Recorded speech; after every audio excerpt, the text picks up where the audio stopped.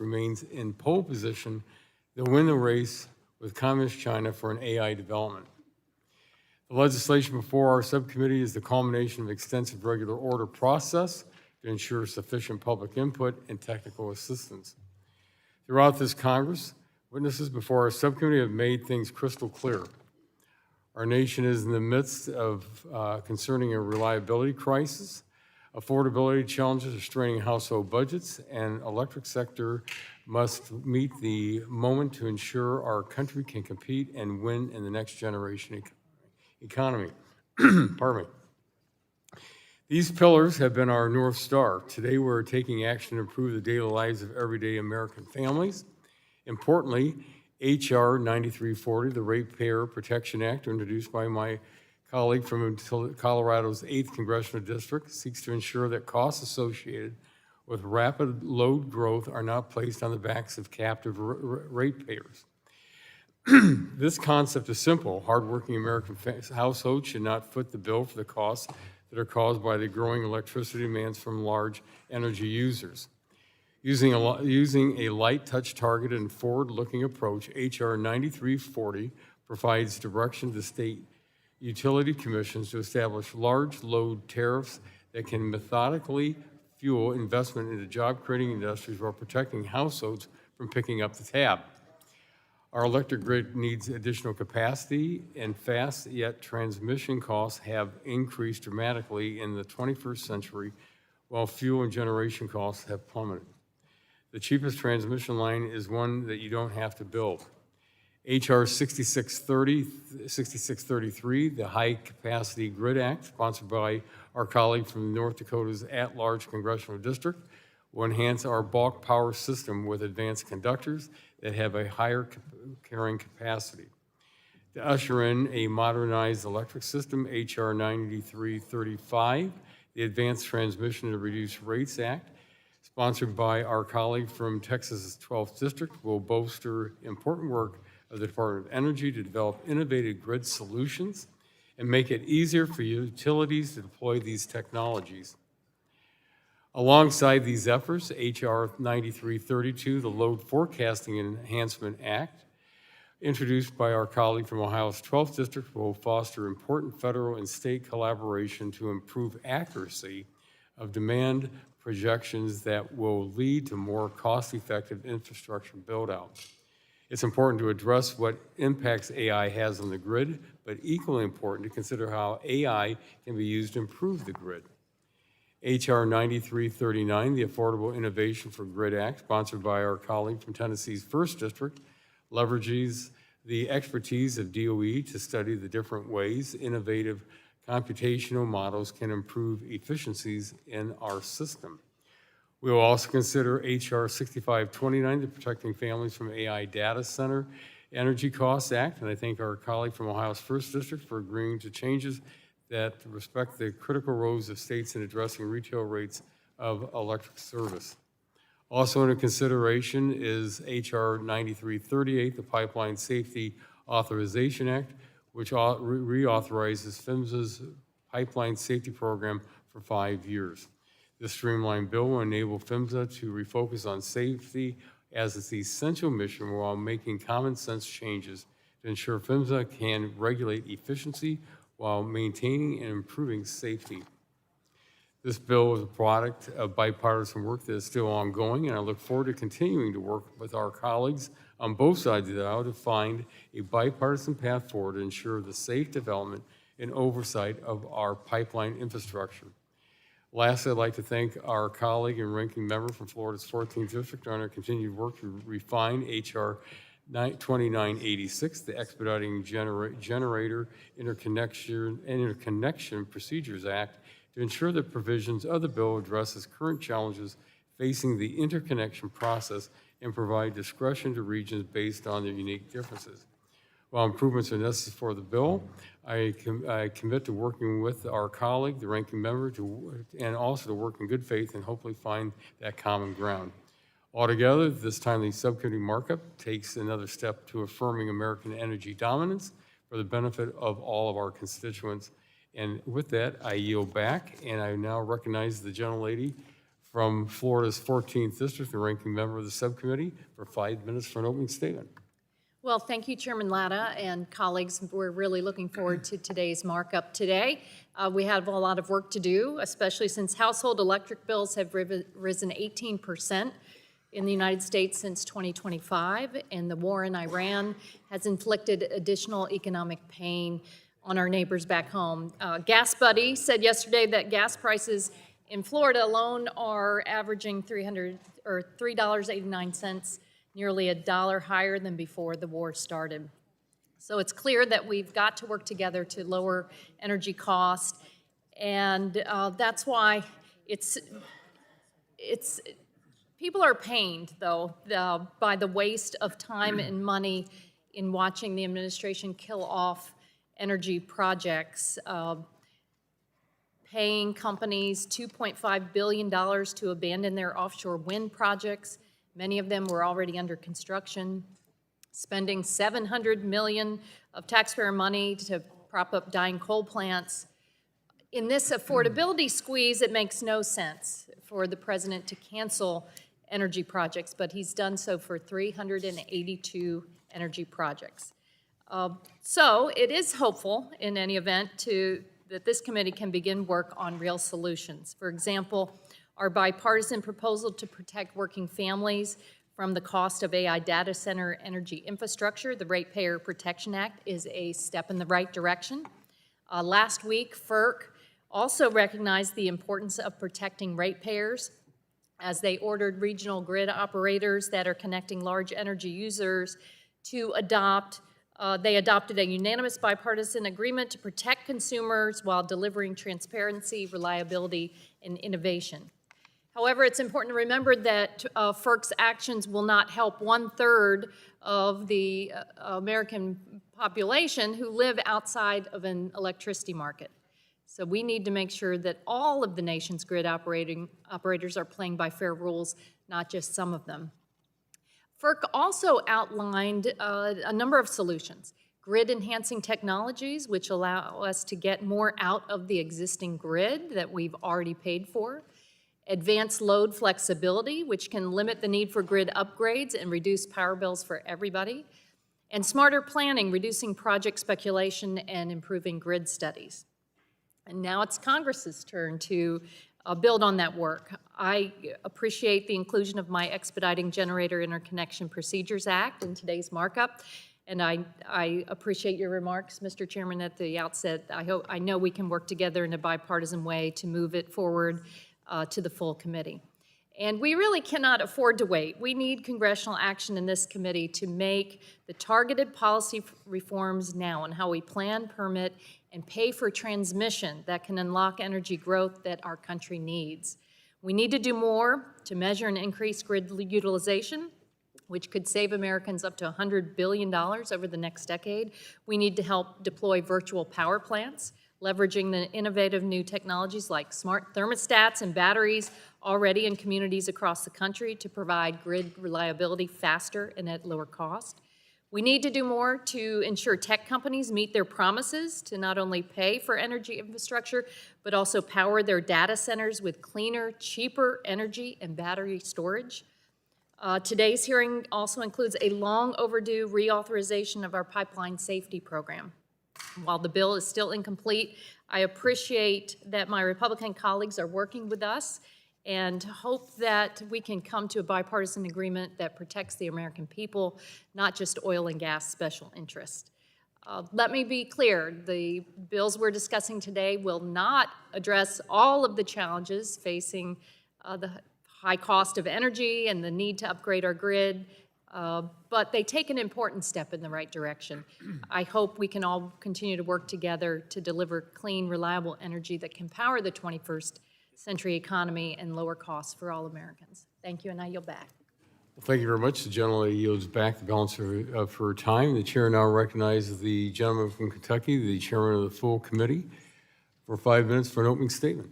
Thank you, Mr. Chairman. I appreciate you having this markup today, the consideration today. The subcommittee will consider 8 bills to protect electric ratepayers from unnecessary costs, increase grid capacity, and improve pipeline safety. The bills reflect a significant amount of bipartisan work. They take a practical step to address some of the most pressing energy and power issues of the day. These issues concern the costs for our power system to reliably meet growing power demand and what is needed to protect ratepayers from unprecedented spending to meet that demand. We also take up reauthorizing PHMSA to ensure a safe and affordable supply of oil and gas for businesses and households. Throughout this Congress, the Energy Subcommittee has developed a large hearing record on various forces that will affect the future of our energy system.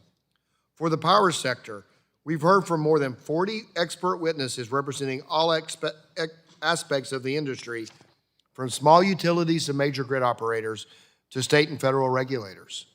We've examined reliability, the challenges, benefits, and vital importance of data centers and what is needed to build the power generation and grid we need for the future, and to do so quickly. These are complex challenges that frustrate simple or one-size-fits-all solutions, especially when it comes to the various ways states and communities are responding to energy and power needs. Even at the federal regulatory level, one-size-fits-all power sector policy may not be appropriate. Just this past week, rather than issue a sweeping regulatory proposal for connecting large data centers to transmission systems, FERC chose to assess different regions on their own terms, recognizing that what works in the Midwest may not work in New England. Regional and state approaches matter, and we should not forget that. This is why policies that support the sharing of technical information to encourage best practices make sense, whether it's the grid or pipeline safety. It also makes sense to set general frameworks that states may then adjust to meet the needs of their communities. This is what several bills do today. We're on a good track. Thanks to your work, Chairman Latta, and thanks to the members on both sides of the aisle and the ranking member Castor. We appreciate the willingness to work together. We're committed to doing so, and I yield back. Thank you. The gentleman yields back, and the chair now recognizes the gentleman from New Jersey, the ranking member of the full committee, for 5 minutes for an opening statement. Thank you, Chairman Latta. Most of the bills on today's agenda are framed around trying to minimize the impact of data centers on our nation's power grid. And I think in general, these bills are a useful first step. But compared to the challenges the American power grid is facing, they are not nearly enough. Energy consumption from data centers doubled between 2017 and 2013. That's a 6-year period, and that's just the beginning if big tech gets its way. Last week, Berkeley Lab put out a report claiming that data centers may be responsible for over 15% of our nation's total electricity use by 2030, just 4 years from now. The North Atlantic Electric Reliability Corporation put out its most severe warning last month, saying that data centers cause significant risk to the reliability of our power grid. And these data centers consume a lot of electricity, driving up monthly energy costs for hardworking American families. Across the country, electricity prices are 18% higher than they were when President Trump was inaugurated. Promises by the data center industry and big tech that these facilities will bring down costs have fallen flat. Instead, the grid operator for the Mid-Atlantic region estimated that ratepayers, including families in New Jersey, paid over $9 billion last year for the electricity that data centers and big tech need to fuel their AI demands. And then there are the environmental impacts. We are seeing data centers running on dirty diesel generators that drive up pollution, while the Trump administration runs roughshod over the Clean Air Act's critical community protections to shield Elon Musk from accountability. There are reports of data centers being approved without any analysis of their water use, even in water-stressed communities. Those living and working near data centers complain of chronic noise pollution and increased light pollution, and the EPA is even trying to fast-track the approval of chemicals like new PFAS for use in data centers, putting the health of Americans across the nation at risk. So, Mr. Chairman, this simply cannot continue, and that's why I am in favor of a national AI data center moratorium until we can find a way to ensure they don't harm our nation's air, water, and power bills. Towns in my district are way ahead of this Congress in seeking a moratorium. Asbury Park, Red Bank, Old Bridge, and Sayreville all have taken this bold step. The city of New Brunswick put a stop on a data center plan after the community stood together to oppose the project, and we need to follow in their footsteps here in Congress. Americans across the country have expressed concern and opposition to the rampant construction of AI data centers, and Congress should take this political groundswell seriously with a data center moratorium. That's what we need. Even President Trump has realized he has a data center popularity problem, but instead of trying to drive real change, Trump asked big tech to sign a so-called Ratepayer Protection Pledge with no enforcement. At a time when Americans are seeing their bills skyrocket, we need action, not toothless promises from big tech. Last week's action by FERC to craft rules of the road may have some promise, but it's going to take months, if not years, to come to fruition. And Americans need help now, not in 2 years. Democrats have been clear. Families around the country should not see their power bills rise by a single cent because of data centers. Real families are suffering real harm because of the pace of this build-out. Unfortunately, I don't think Republicans believe that. Just a few weeks ago, committee Republicans initiated an investigation insisting that China is somehow the reason that Americans oppose an unlimited build-out of data centers. Well, that's not the case. In fact, when I go home in New Jersey, I talk to constituents who are concerned about data centers. These are real people with real worries, not paid Chinese actors or people unwittingly tricked by the Chinese Communist Party. It's simply not true. The committee has to take more aggressive action to ensure that data center developers are held accountable and that consumers aren't left holding the bill. And finally, I want to address pipeline safety. I'll say more about it when we get to that on the markup, Mr. Chairman, but I do want to thank Chairman Guthrie and Latta and their staff for working together constructively to find a bipartisan path forward. We're not quite there yet, but we have momentum, and I'm confident that we can eventually craft a product all of us can support with regard to the pipeline safety bill. And so thank you, Mr. Chairman. I yield back the balance of my time. Well, thank you very much, gentlemen. Yields back the balance of this time, and the chair reminds members that pursuant to committee rules, all members' opening statements will be made part of the record. Are there any further opening statements? Hearing none. The chair calls up H.R. 9332 and asks the clerk to report. H.R. 9332, a bill to require the Federal Energy Regulatory Commission. Without objection, the first reading of the bill is dispensed with, and the bill will be open for amendment at any point so ordered. Does any member seek to be recognized on the bill? For what purpose does the gentleman from Ohio's 12th District seek recognition? The gentleman is recognized for 5 minutes to speak on the bill. Thank you, Mr. Chairman, and thank you for holding this markup today, including my bill, H.R. 9332, the Load Forecasting Enhancement Act. I apologize. I'd also like to thank my colleague from New Jersey, Congressman Menendez, for working with me on this legislation and co-leading the bill with me. Our electric grid has entered a period of unprecedented change. Advanced manufacturing, increased electrification, and the surge of AI data centers have created a historic increase in electricity demand. We've seen this firsthand in Ohio's 12th Congressional District, which has 41 data centers in operation or being built, the most in the state. My constituents are seeing these data centers being built in their neighborhoods and are rightfully concerned about what this rapid growth means for their families and their communities. Congress must do more to help get new generation built quickly to power this growth and ensure large loads customers and not our constituent are the ones paying for this upgrades and new cost. At the very least, we can ensure that grid operators, states, utilities, and power providers are accurately planning for this growth to keep the grid reliable and protecting our constituents. This bill is a great step to ensuring states and utilities are using the best tools available to measure the load growth so that they can appropriately plan for the new generation and transmission. Accurate load forecasting prevents the underbuilding of electric infrastructure and generation that is critical to maintaining grid reliability. And just as importantly, this bill will help prevent the overbuilding of unnecessary electric infrastructure for speculative projects that can end up hurting ratepayers. The Load Forecasting and Enhancement Act establishes regional joint boards to bring state utility regulators and FERC commissioners together to examine, identify, and report to Congress the best practices that improve the accuracy, transparency, and accountability of projects of new electric load. The bill amends the Public Utility Regulatory Policies Act to require each state to consider incorporating the recommendations that lead to better load forecasting. Just this week, one of the Department of Energy's national labs released a report showing data centers could double their share of U.S. power and account for 10 to 15% of our electricity use by 2030. Given this uncertainty with projected demand, utilities and states need better tools to distinguish between speculative demand projections and projects that have demonstrated a genuine commitment to move forward. Better forecasting means better planning, and better planning means a more reliable grid and more responsive investment decisions. I urge my colleagues on the subcommittee to support this bill, and I yield back, Mr. Chairman.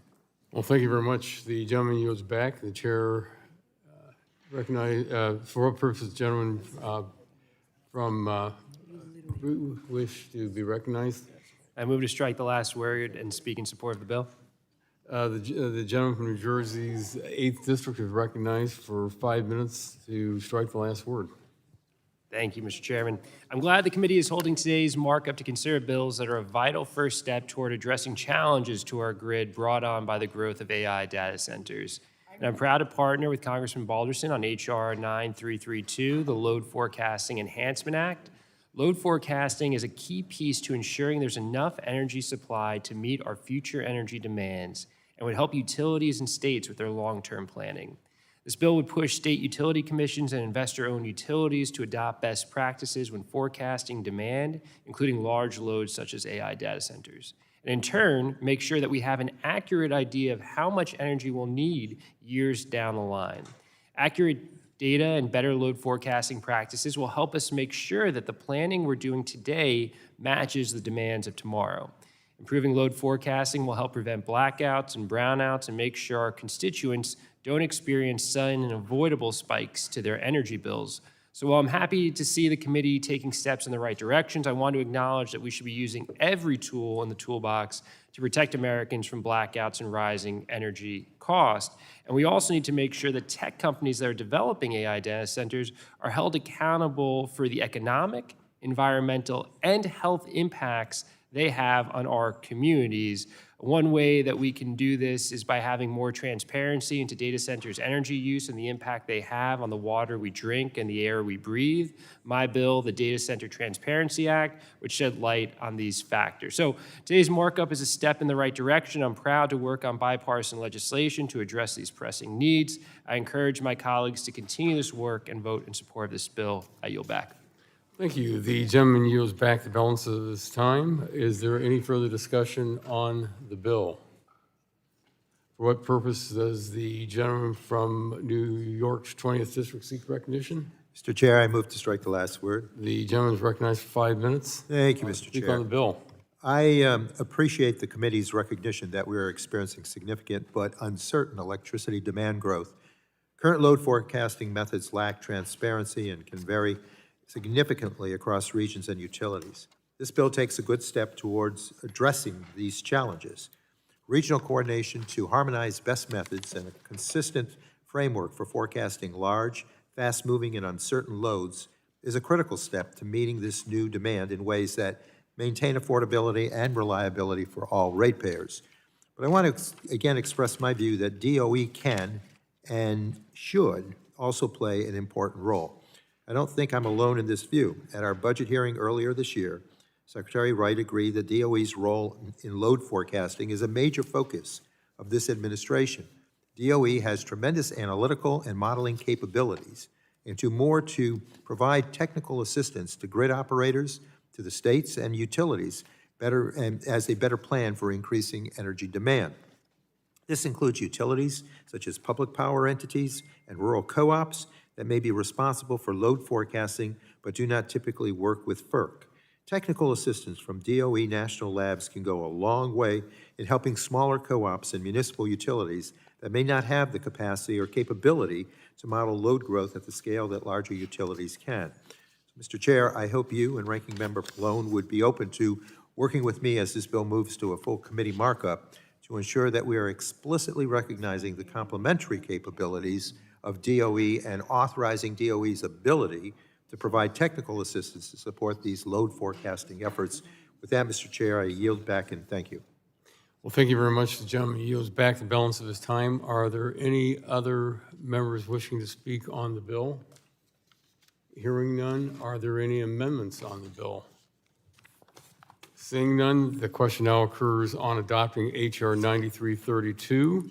All those in favor will signify by saying aye. Aye. Those opposed, nay. The ayes have it, and the bill is adopted and forwarded to the full committee.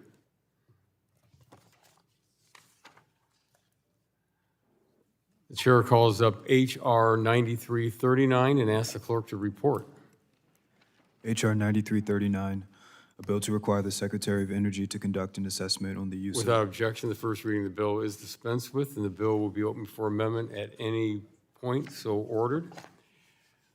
Does any member wish to be recognized on the bill? For what purpose does the gentlelady from Tennessee's 1st District seek recognition? Mr. Chairman, I would like to speak on the bill. The gentlelady is recognized for 5 minutes to speak on the bill. Thank you, Mr. Chairman.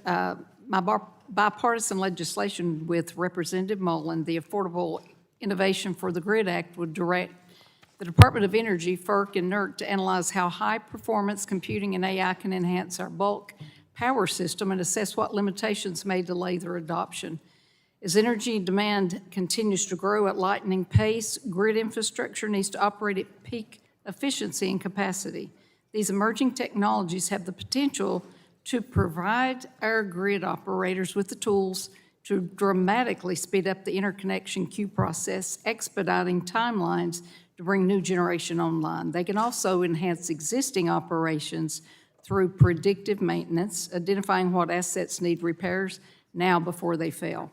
Many utilities and operators have begun integrating these technologies into their operations, but many are apprehensive and would like more information. This study will provide critical analysis of this new technology that will serve both policymakers and energy stakeholders in informing them how to better adapt to the next wave of energy demand. And with that, Mr. Chairman, I urge my colleagues to support this legislation, and I yield back. Well, thank you very much. The gentleman yields back. Are there other members wishing to be recognized on the bill? For what purpose does the gentleman from California's 15th District seek recognition? Move to strike the last word, Mr. Chair, and speak in support of the bill. The gentleman is recognized for 5 minutes to speak on the bill. Thank you, Mr. Chairman. I want to thank my colleague, Representative Harshbarger, for her leadership and for partnering with me to co-lead the Affordable Innovation for the Grid Act. Our nation's power demands are surging and electricity rates are rising, so we must pursue every opportunity available to expand grid capacity and maximize efficiency. This bipartisan bill does that by directing the Department of Energy to study how artificial intelligence and high-performance computing can modernize our power system. I'm particularly interested in the potential for these advanced technologies to get new energy sources connected to the grid more quickly. Right now, generators face an average 5-year wait to achieve interconnection, and a significant portion of that delay is due to the complex engineering studies required to ensure grid reliability. But advanced tools are being developed right now that can accurately model the grid in a fraction of the time. In fact, a company in my district, Tapestry, is doing incredible work on this exact problem by replacing computationally intensive traditional modeling with AI simulations. We can radically compress these timelines. Last March, FERC Commissioner Rosner noted that an interconnection study that originally took 2 years was replicated by an advanced computing model in just 10 days. That kind of progress is astounding. And by passing this bill, we can begin to increase efficiency, reduce barriers to adoption, and safely speed up energy deployment. I want to again thank Representative Harshbarger for her collaboration and leadership of this important effort, and I yield back. Thank you very much. The gentleman yields back. Are there other members wishing to be recognized on the bill? Hearing none, are there any amendments to the bill? Hearing none, the question now occurs on adopting H.R. 9339. All those in favor will signify by saying aye. Aye. Those opposed, nay. The ayes have it. The bill is adopted and forwarded to the full committee. The chair calls up H.R. 9335 and asks the clerk to report. H.R. 9335, A bill to direct the Secretary of Energy to establish a clearinghouse for advanced transmission technology. Without objection, the first reading of the bill is dispensed with, and the bill will be open for amendment at any point so ordered. Does any member seek recognition on the bill? For what purpose does the gentleman from Texas 12th District seek recognition? Thank you, Mr. Chairman. I move to strike the last word and speak in favor of the bill. The gentleman is recognized for 5 minutes to speak on the bill. Thank you, Mr. Chairman. Grid congestion is a hidden tax on every American family and business. My bill, the Advanced Transition Technology to Reduce Rates Act, would bring those costs down by making our electric grid smarter and more efficient without mandates, without federal overreach, and without waiting on Washington. As my home state of Texas continues to rapidly grow, more people and more businesses are demanding even more from the grid. And when the grid is congested, it drives up the cost of energy for utilities. My bill directly addresses that problem by expanding access to advanced transmission technologies, tools like advanced conductors and dynamic line ratings that move electricity more effectively and reduce congestion on the grid. This is truly a common sense bill. It would create a public DOE database of information on advanced transmission projects, provide voluntary technical support to utilities and state regulators, and direct DOE to develop voluntary best practices to reduce wildfire risks. Also, it exempts certain DOE grants and loans for these projects from NEPA review because states like Texas shouldn't have to wait on an extremely long bureaucratic process to modernize their grids. No new mandates, no top-down requirements, just better tools, streamlined approvals, and the kind of state-driven approach that has always worked best for Texas. I encourage and urge my colleagues to support this legislation, and I yield back. Thank you very much. The gentleman yields back. For what purpose is the ranking member of the subcommittee, the gentlelady from Florida, seek recognition? Move to strike the last word. The gentlelady is recognized for 5 minutes to speak Thank on you, the bill. Mr. Chairman. While I strongly support the general thrust of Representative Goldman's bill promoting advanced transmission technologies, or ATTs, I do want to highlight my concerns with one provision. Section 2C of the bill creates a carve-out that exempts any Department of Energy funding for ATTs from the requirements of the National Environmental Policy Act, or NEPA. For the last few years, Congress has had a debate around the role of environmental review, including the question of how or if federal grants or financial assistance should be subject to NEPA. Frankly, that question is better left to the broader permitting discussions that are underway right now, and I don't want it to poison what is going on, our much narrower discussion here about the role of the ATTs. There's a lot I do like in this bill. I think the clearinghouse that the bill establishes at DOE would genuinely be very useful. The best practices for wildfire mitigation that it promotes could be a game changer, especially as climate change makes more and more of the country at risk for wildfires. So while today we're going to hammer out some bipartisan progress, I have to request that we save the NEPA debates for the broader permitting conversation and let this bill be only about unlocking the potential of these advanced technologies. Thanks, and I yield back. Thank you. The gentleman yields back. Are there any other members wishing to be recognized to speak on the bill? Hearing none, are there any amendments on the bill?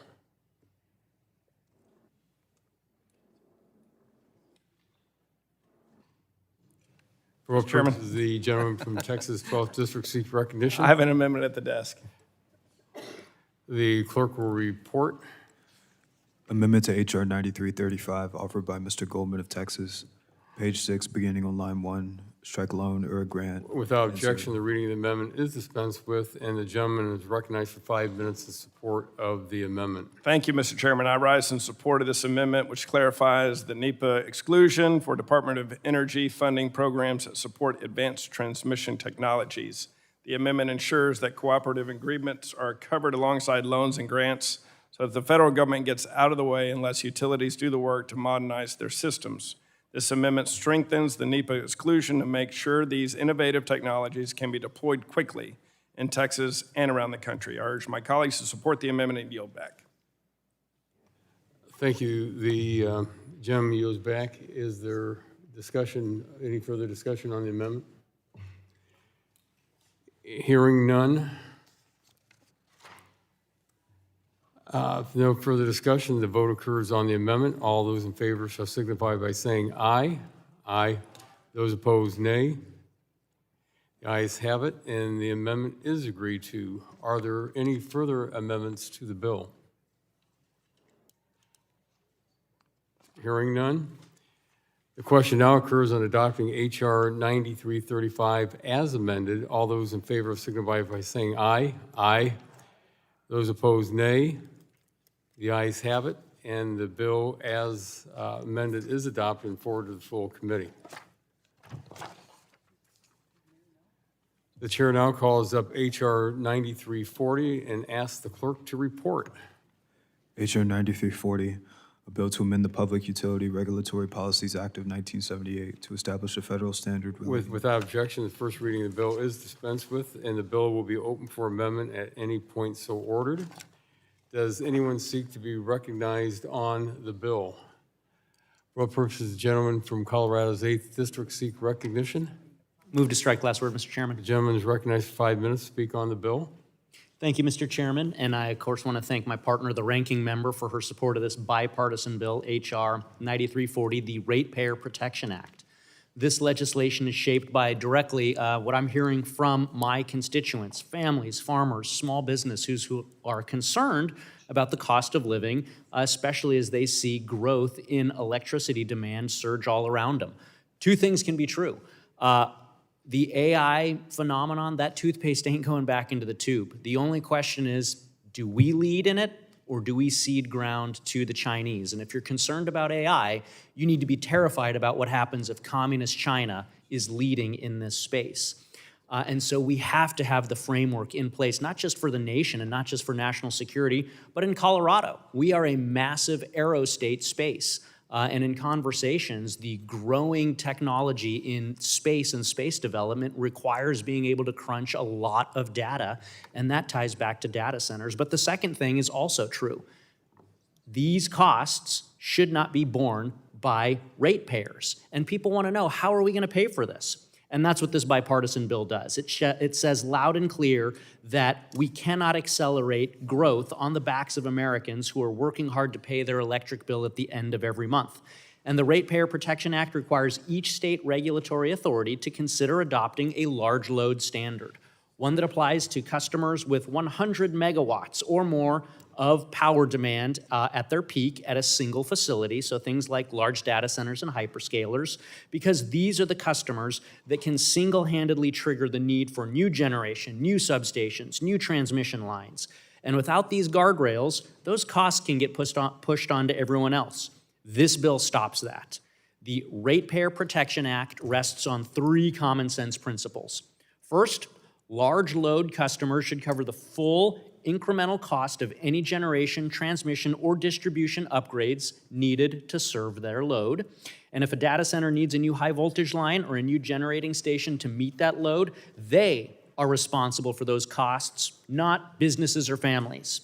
Second, contracts should include meaningful financial assurances, upfront and long-term, to make sure that these large load demand entities have the money to be able to pay for this built-out infrastructure. Communities should not be left paying for infrastructure built by a single customer who later scales back or relocates. Third, this bill has flexibility. It says the what, but it leaves the how to the states. It does not impose a federal mandatory standard. Instead, it provides a thoughtful requirement for states to consider how they connect these large loads. States know their grids, their industries, and all of these stakeholders need to engage together with their local utilities, counties, and local governments to decide what approach is best for them. This builds upon the success of the President's Ratepayer Protection Pledge, which is and this legislation represents that public-private commitment to ensuring responsible economic growth and lower the cost for community members.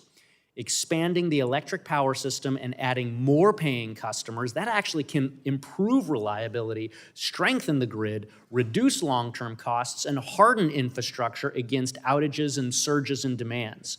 When large load customers are picking up the tab for all of those things, communities actually see the benefits from that improved infrastructure. In my community and many others across the country, people are anxious about the pace of data center development. They're not opposed to innovation. They just want assurances that their monthly bills aren't going to go up. And this bill is particularly important for states like Colorado, which have not yet set a standard for how large loads like data centers should be integrated into the grid. Colorado has debated data center-related proposals, but without a framework and a nudge, families and businesses remain at risk for higher utility bills. The Bipartisan Rate Protection Act gives states like Colorado a responsible policy foundation to work from and reassures community members that they will be protected from price surges. This bill is bipartisan. It's common sense.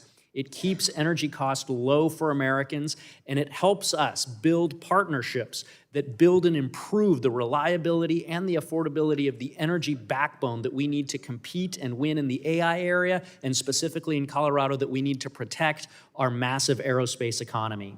I urge my colleagues to support the Ratepayer Protection Act and yield back. Thank you very much. The gentleman yields back the balance of his time, and the chair now recognizes the gentlelady from Florida, the ranking member of the subcommittee, for 5 minutes. Well, thank you, Mr. Chairman. I want to thank Representative Evans, too, for being my partner on this bill, on the Ratepayer Protection Act.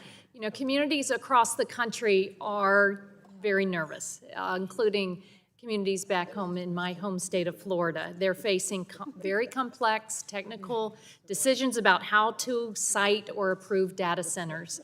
They're hearing about the potential for jobs and increased tax revenue, but they're also concerned with how that's going to affect electricity rates for the folks they represent. A lot of hardworking families and small business owners.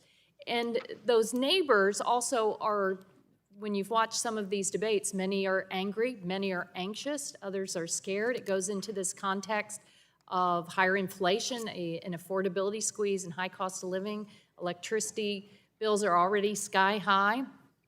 So we have to act. That's why this is an important first step.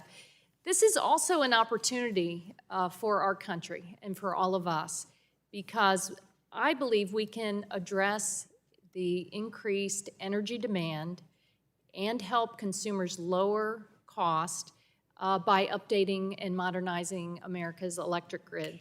Most of the power grid across the United States was built in the 1960s and 1970s. It's reaching the end of its useful life. It's increasingly burdened by extreme events driven by the heating climate, which means that we need to make significant investments in our grid. And this is the United States of America. This is the home to innovation. And we have all sorts of new technological tools at our disposal to help address this with the right guardrails. And that's why this is a very fundamental early guardrail to protect the folks we represent back home, to make sure they are not bearing the burden of higher electric bills and higher costs at this time.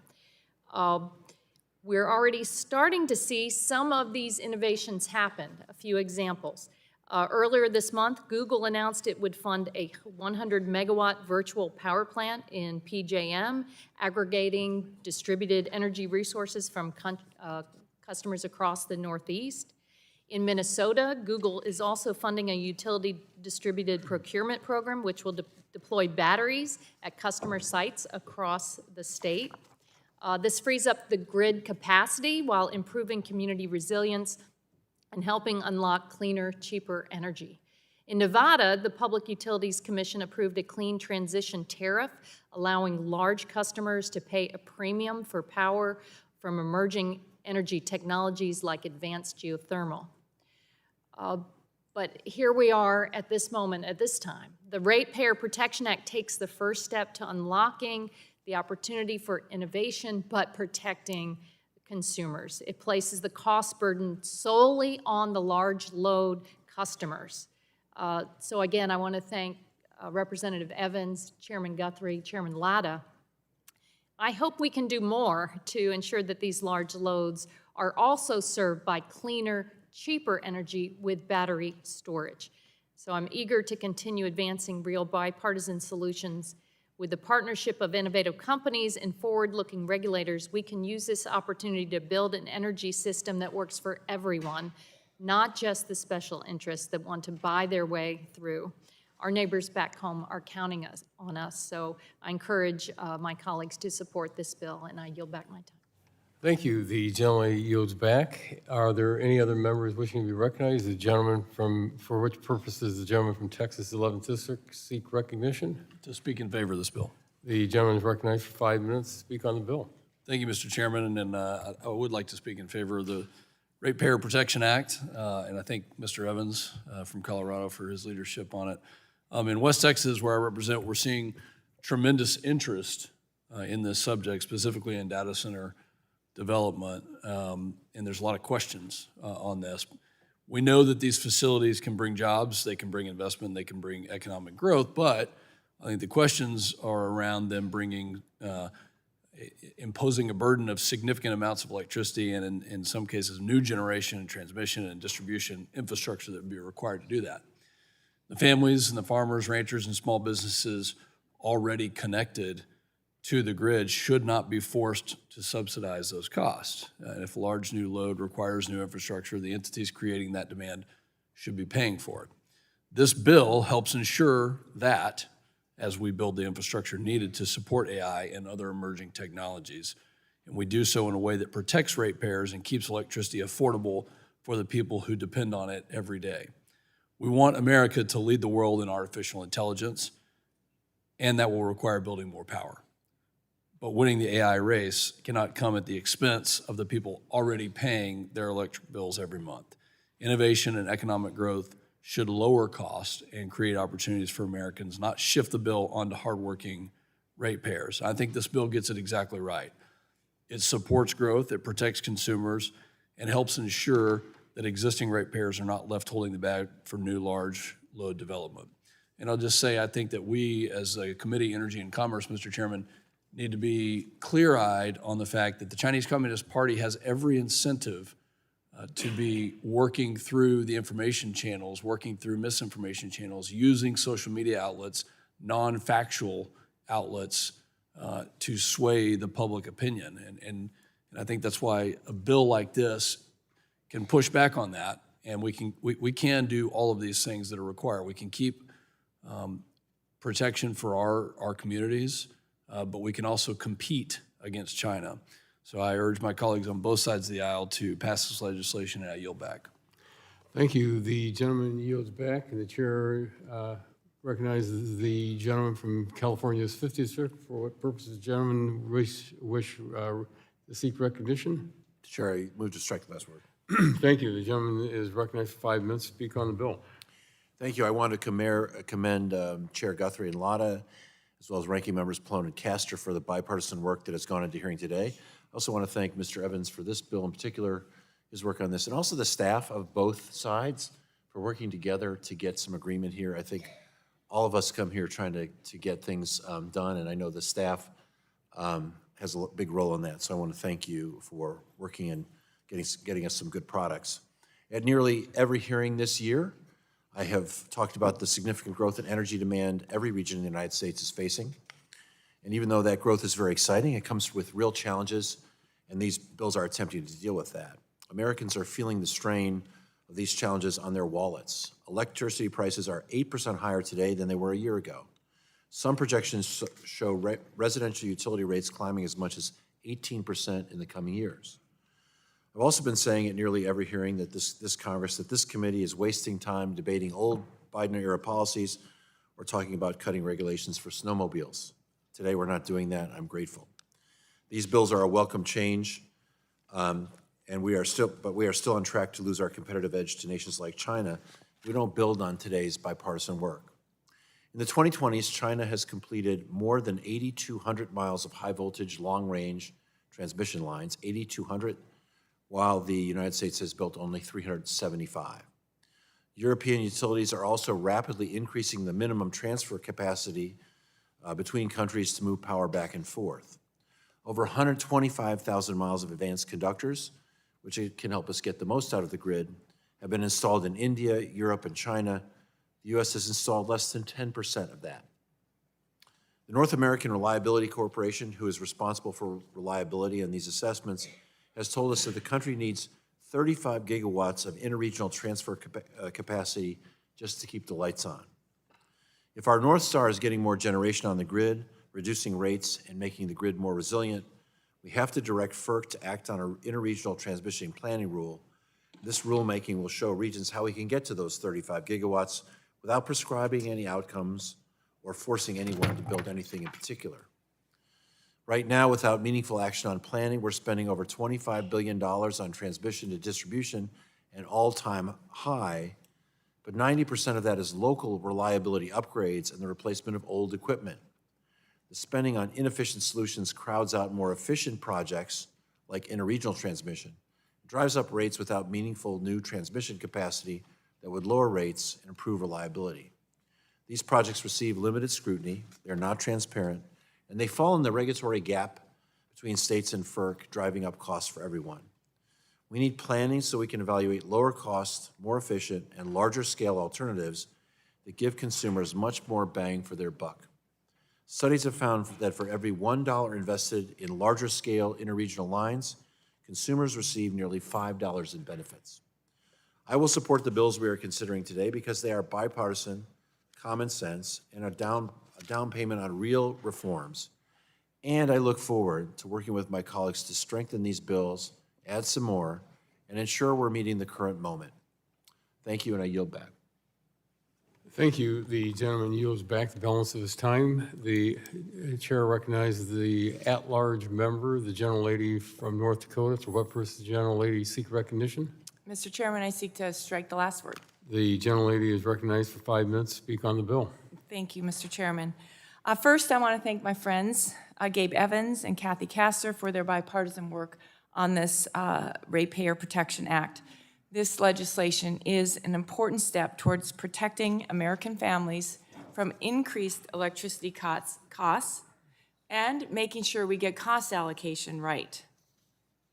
At its core, this issue comes down to a very simple principle. Those who cause costs should pay for those costs on our transmission grid and our energy systems. For decades, regulators, utilities, and consumer advocates have generally agreed on this principle. If a customer or a class of customers creates the need for new infrastructure, the costs associated with serving that demand should be borne by those customers and those who benefited from it, not shifted onto everybody else. That principle is especially important today as we see unprecedented growth in large loads across our country. America needs more power. We want to build things again. We want manufacturing, innovation, artificial intelligence, and economic growth. But we must pursue that growth in a way that protects families and small businesses from subsidizing infrastructure built primarily to serve others. Earlier this year, our subcommittee held a hearing on this topic. I asked every witness a simple question: is it fair for American families to pay for infrastructure upgrades driven by large energy users? Every witness answered the same way: no. I then asked whether large loads, including data centers, have demonstrated a willingness to pay for the infrastructure needed to serve their demand. Again, every witness agreed: yes. And that's a very important point. The conversation is often framed as a choice between economic growth and affordable electricity. In reality, we can and must have both if we get the cost allocation right. In my home state of North Dakota, we've worked carefully to structure rates for customers and large load customers so they cover the costs they create. When done correctly, new load can actually strengthen the system, improve asset utilization, and help lower costs for existing customers rather than increase them. In my state, we've saved customers $30 million. But that only works when we maintain the principle that cost causers pay. And this is a different take on beneficiaries pay, which has been the standard, focusing on cost causers first, more granularly assigns the costs on our system. Families should not be asked to subsidize infrastructure built to serve some of the largest and most sophisticated companies in the world. Likewise, businesses making major investments deserve transparency and certainty about the costs that they will bear. Getting cost allocation right protects hardworking Americans, supports economic development, and helps build the infrastructure needed to meet growing demand. That is why the Ratepayer Protection Act is such an important step forward, and I appreciate the committee's bipartisan work to advance it. It's a great step, but we also have more work to guide and direct cost allocation, to protect ratepayers, and promote affordability. We have more work to do, and I look forward to working with my colleagues and the committee staff in that end.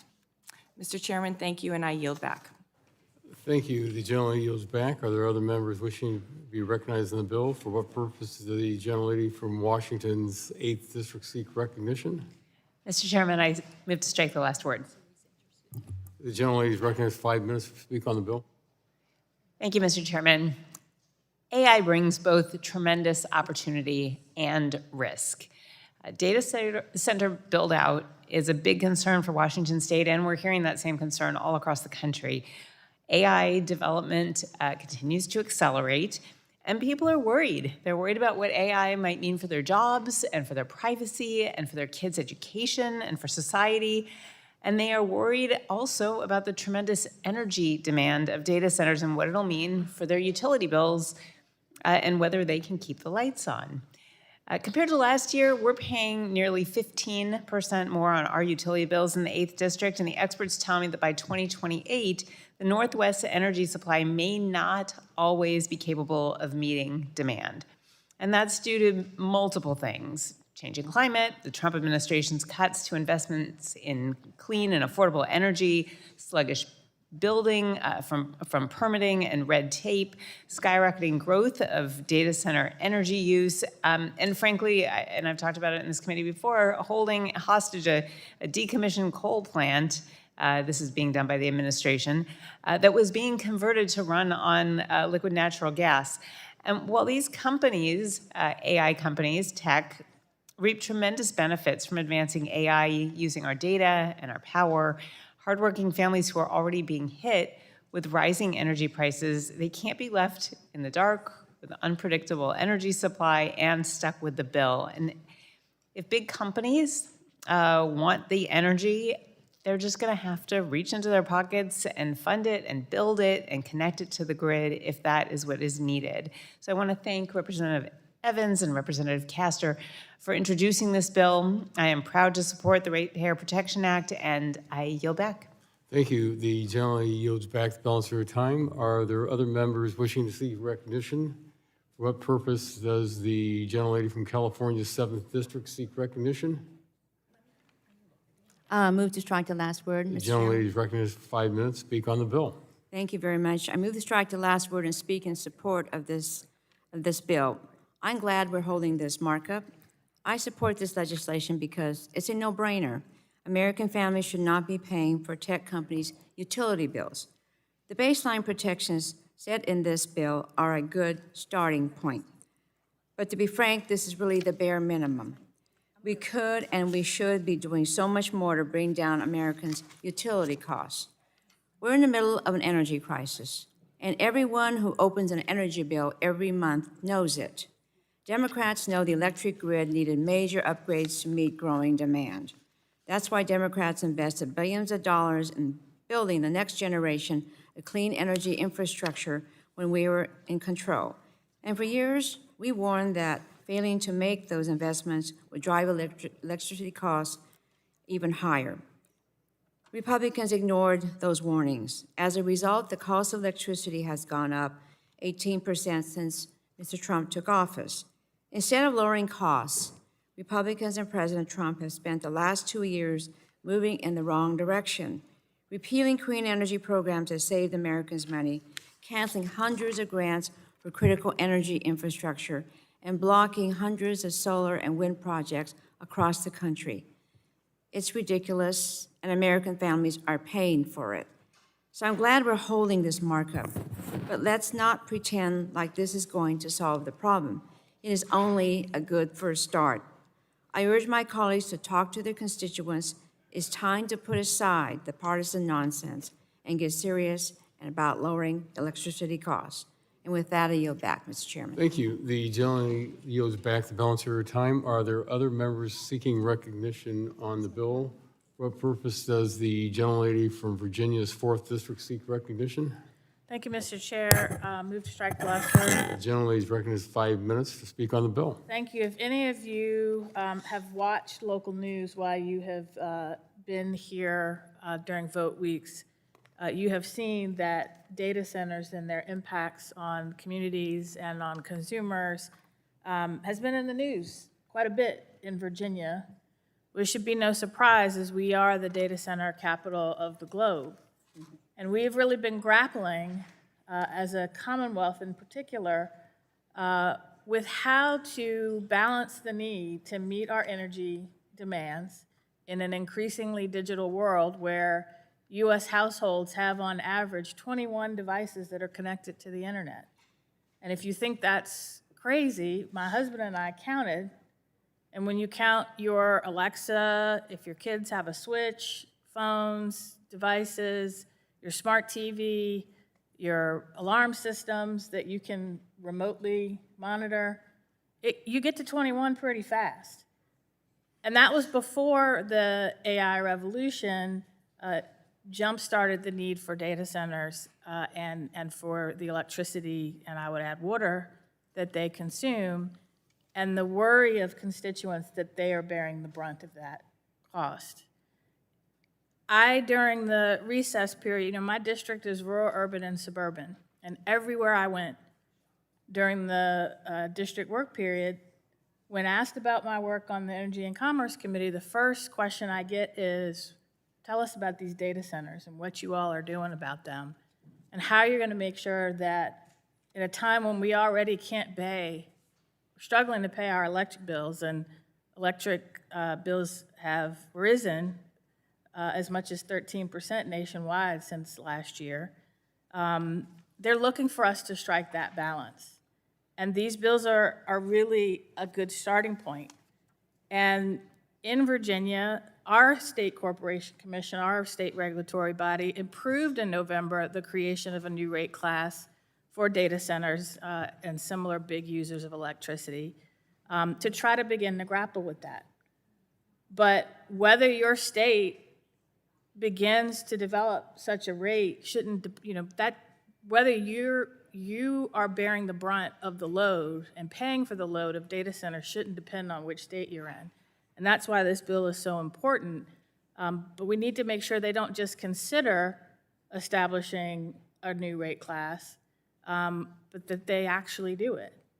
And as we are working through these bills, which are an incredibly important first step, there's one stakeholder we haven't talked about yet that needs to have a seat at the table, and that's the local governments that are under pressure to meet their own revenue needs and are being courted very heavily by these data centers. Some in my district find themselves in this position, are so desperate for the economic development that can come from a data center that they're not part of the equation on what's the load going to be, not just in this community, but for the rest of the state and for the region. So as we go forward with these bills, which are an incredibly important first step, let's make sure we take the next step and bring all the stakeholders to the table and ensure that whether you are in Virginia or Colorado or South Dakota or North Dakota, that you all are sure that this body is making sure you're not paying the price and bearing the burden for the AI needs of big business. And with that, I yield back. Thank you. The gentlelady yields back. Are there any other members?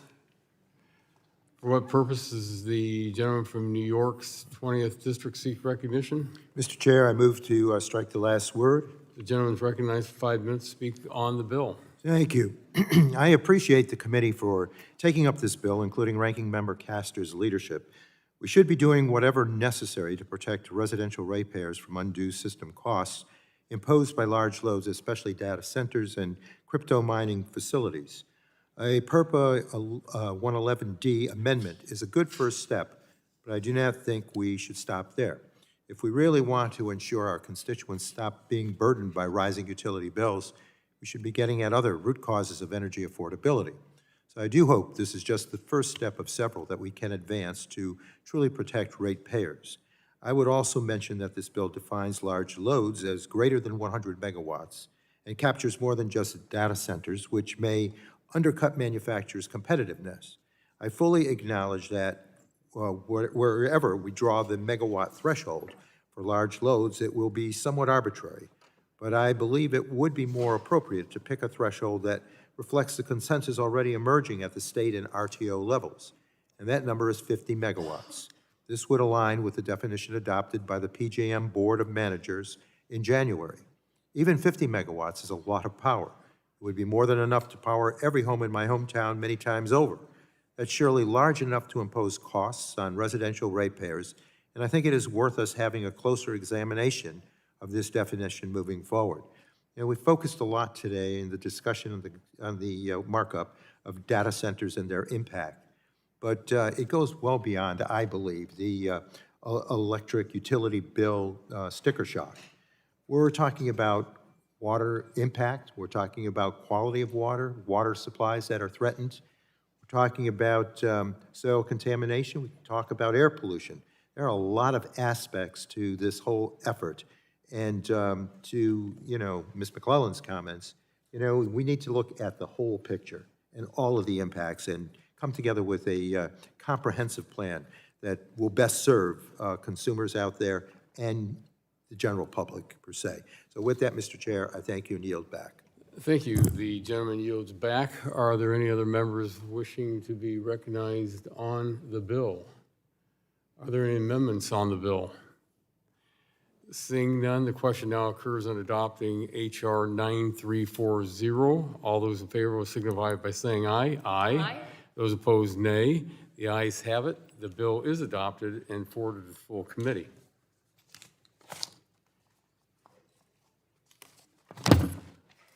The chair calls up H.R. 6633 and asks the clerk to report. H.R. 6633, a bill to establish a best available transmission conductor standard for certain transmission Without objection, the projects. first reading of the bill is dispensed with, and the bill will be open for amendment at any point so ordered. Is there any member seeking recognition on the bill? For what purpose does the gentlelady, the at-large member from North Dakota, seek recognition? Mr. Chairman, I have an amendment in the nature of substitute to H.R. 6633.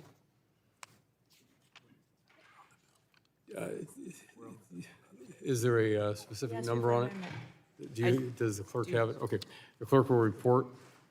Amendment in the nature of a substitute to H.R. 6633, offered by Mrs. Fedorchak of North Dakota. Without Strike off. objection, the reading of the amendment is dispensed with, and the gentlelady is recognized for 5 minutes in support of her amendment. Thank you, Mr. Chairman, ranking member, and members of the subcommittee.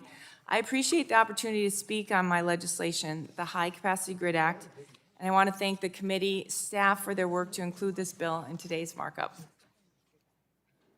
This legislation addresses one of the biggest challenges facing our electric grid and one of the biggest drivers of rising electricity costs for American families, and that is transmission, electric transmission. When people think about rising utility bills, they often focus on the cost of generating electricity. But the reality is that transmission costs are the fastest growing component of electric bills. According to a Brattle and Energy Information Administration study, transmission costs have increased more than 180% since 2005, even as generation costs have declined. At the same time, electricity demand is growing rapidly. New manufacturing, data centers, electrification, and population growth are placing unprecedented demands on our aging grid. Yet permitting and constructing new transmission lines can take years, often more than a decade from concept to completion.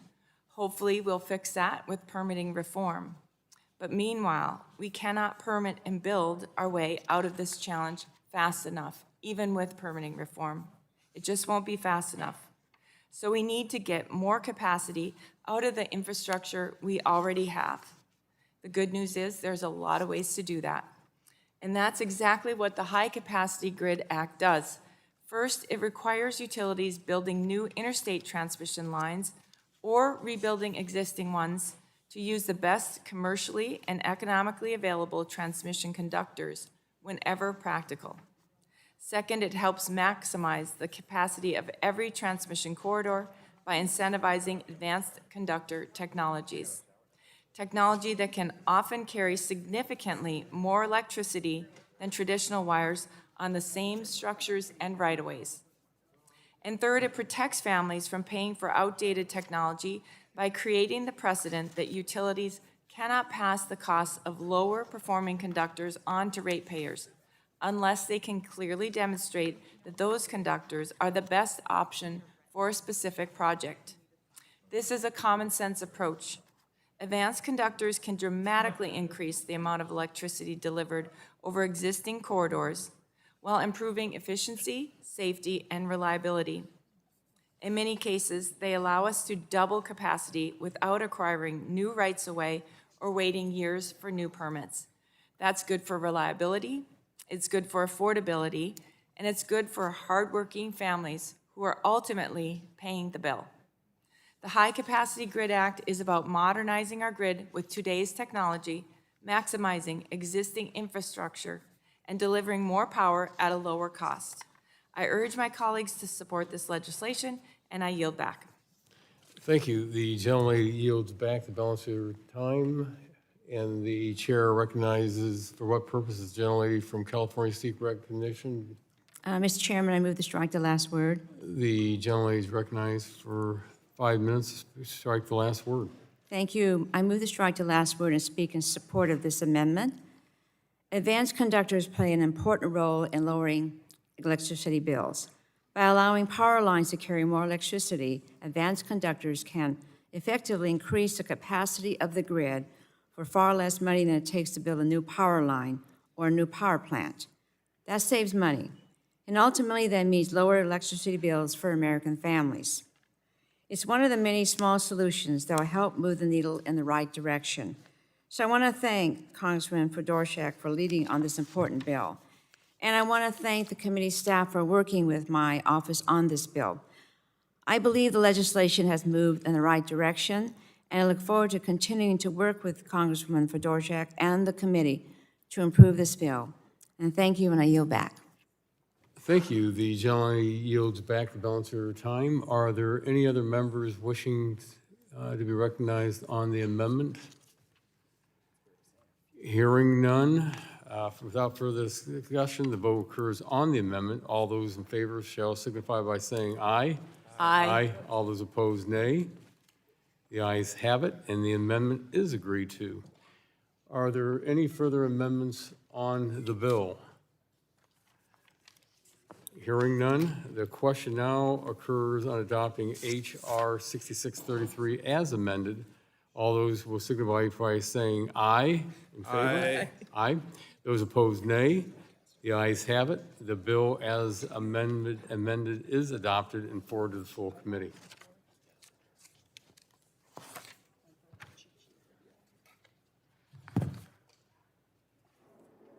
The chair calls up H.R. 6529 and asks the clerk to report.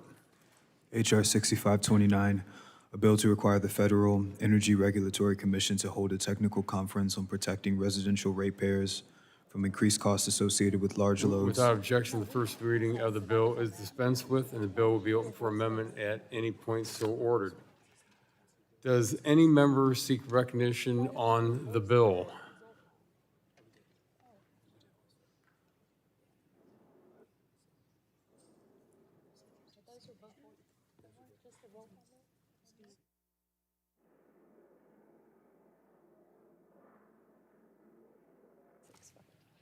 For what purposes the ranking member of the subcommittee of the gentlelady seek recognition? So we have an amendment at the desk labeled ANS_HR 6529_01. The clerk will report the amendment. Amendment in the nature of a substitute to H.R. 6529, offered by Ms. Castro, Florida. Strike all after the enacting clause and insert the following. Without objection, the reading of the amendment is dispensed with, and the gentlelady is recognized for 5 minutes in support of the amendment. Well, thank you, Mr. Chairman. And I also want to thank our colleague, Representative Landsman, for drafting this bill. It requires FERC to hold a technical conference on ways to protect American families and small businesses from increased cost associated with data centers, essentially pushing FERC to have its own version of the legislative hearing that we held back in April on these issues. While FERC took a step towards establishing rules of the road to connect data centers to the power grid last week, all of the commissioners readily admitted that they're still seeking more information. So a technical conference would complement the orders FERC issued last week and help ensure that each commissioner they have important perspectives as they evaluate proposals from grid operators over the coming months. I want to thank you, Mr. Chairman and Chairman Guthrie, and all of the professional staff for working together to find a version of this bill that could help, that everyone could support. This amendment reflects those conversations and helps sharpen the bill's approach, ensuring that FERC focuses on matters directly within its control and not under state jurisdiction. I'm grateful for the cooperation here, and I urge all of our colleagues to support both the amendment and the underlying bill. I yield back. Well, thank you very much. The gentleman yields back. Are there any other members wishing to be recognized on the amendment? Hearing none. If there's no further discussion, the vote will occur on the amendment. All those in favor shall signify by saying aye. Aye. All opposed, nay.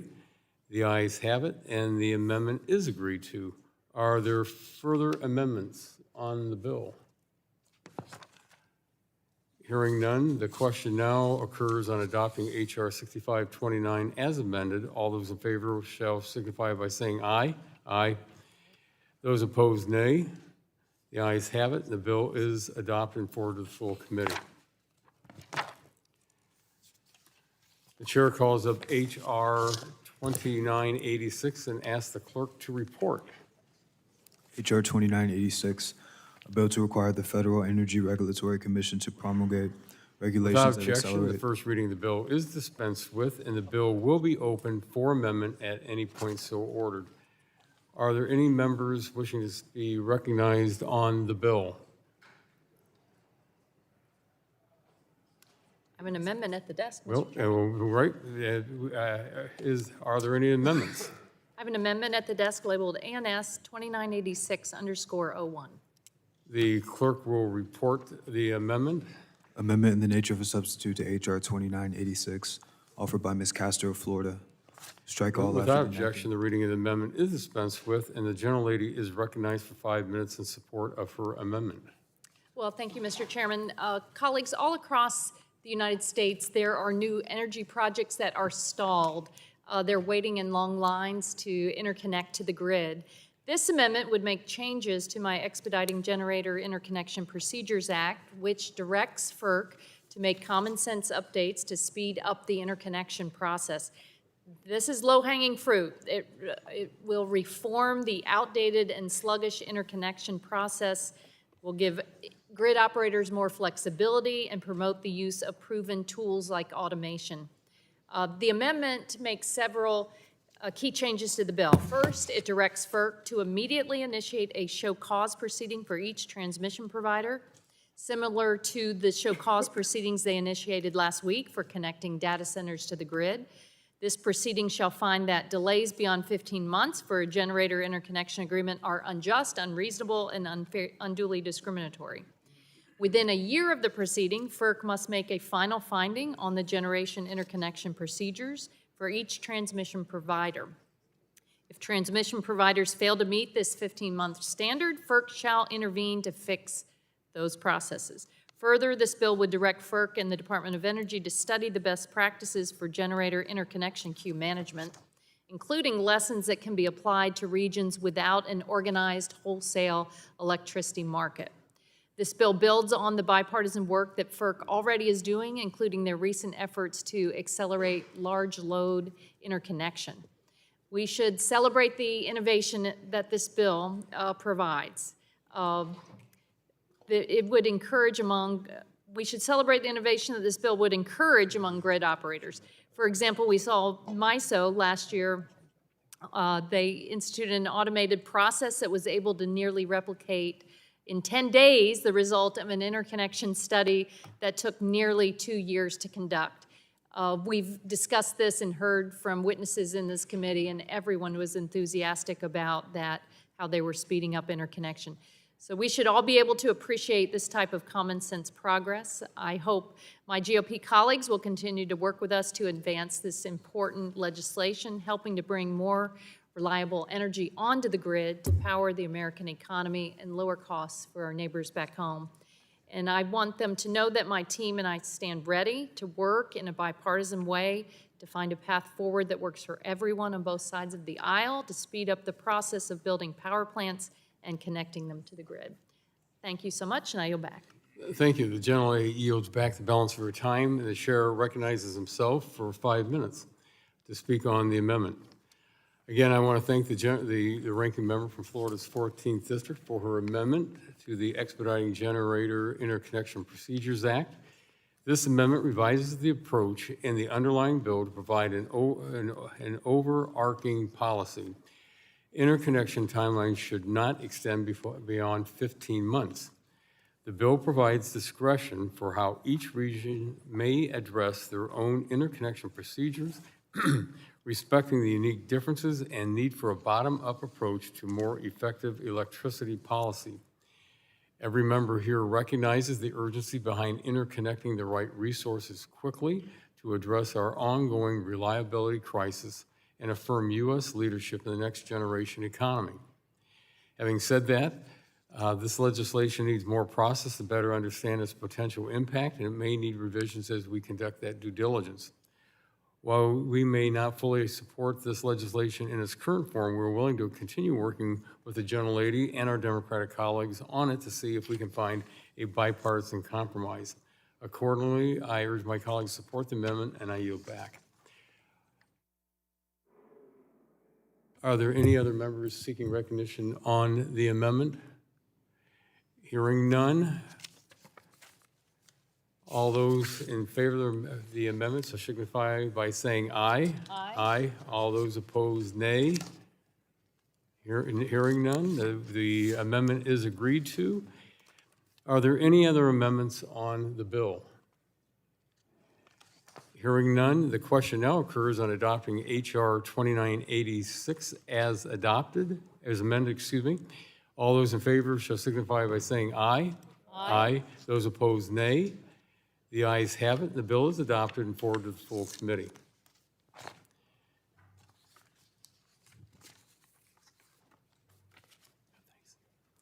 The chair calls up H.R. 9338 and asks the clerk to report. H.R. 9338, a bill to amend Title 49 United States Code to improve the safety of pipeline transportation and for other. Without objection, the first reading of the bill is dispensed with, and the bill will be open for amendment at any point so ordered. Is there any member wishing to seek recognition on the bill?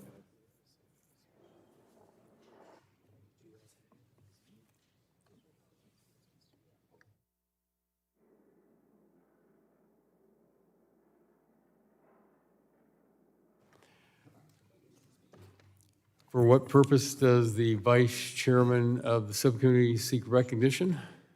To speak on the bill, I request to speak on that bill. The gentleman is recognized for 5 minutes to speak on the bill. Thank you, Mr. Chairman, for yielding. I'm proud to lead H.R. 9338, the Pipeline Safety Reauthorization Act of 2026, to reauthorize the Pipeline Hazardous Material Safety Administration, PHMSA, Office of Pipeline Safety for the next 5 years. The bill before us today reflects several updates from the discussion draft this subcommittee reviewed in March of this year. Those changes are the result of ongoing conversations with my colleagues across the aisle as we work toward a strong, bipartisan final product. Throughout this process, we have worked closely with stakeholders across the industry and within the government to develop and refine this legislation. And I look forward to continuing that collaboration as H.R. 9338 advances to the full committee. This bill provides PHMSA with the resources and direction necessary to continue safeguarding more than 3 million miles of pipeline infrastructure across these great United States.